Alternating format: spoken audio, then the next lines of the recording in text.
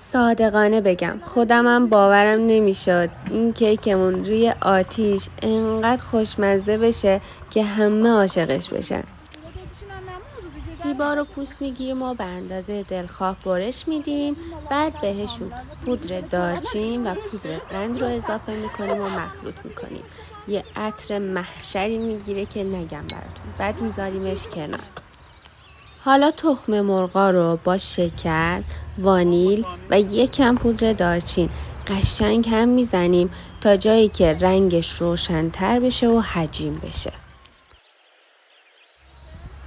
حالا بهش روغن مایه و شیر رو اضافه میکنیم و دوباره مخلوط میکنیم تا یک دست بشه. اینجا آرد و بیکینگ پودر رو روی مواد قبلیمون الک میکنیم و بعد توی یه جهت و به آرومی هم میزنیم تا کاملا خمیرمون یک دست بشه. من قالبم و با یکم کره چرب میکنم، بعد کاملا آرد پاشی میکنم که کیک اصلا بهش نچسبه. آقای کریم که آتیش آماده کرد، ما قابلمه رو گذاشتیم روش، چند تا وسیله فلزی به عنوان پایه گذاشتیم و در قابلمه رو با فویل گذاشتیم تا قابلمه گرم بشه.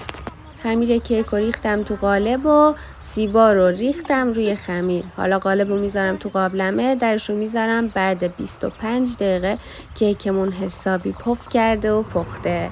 بعد خنک میشه و روش پودر قند الک میکنیم و یه برش خوشمزه از این کیک با یه چای داغ تو دل طبیعت. نوش جون همتون، جای همتون خالی.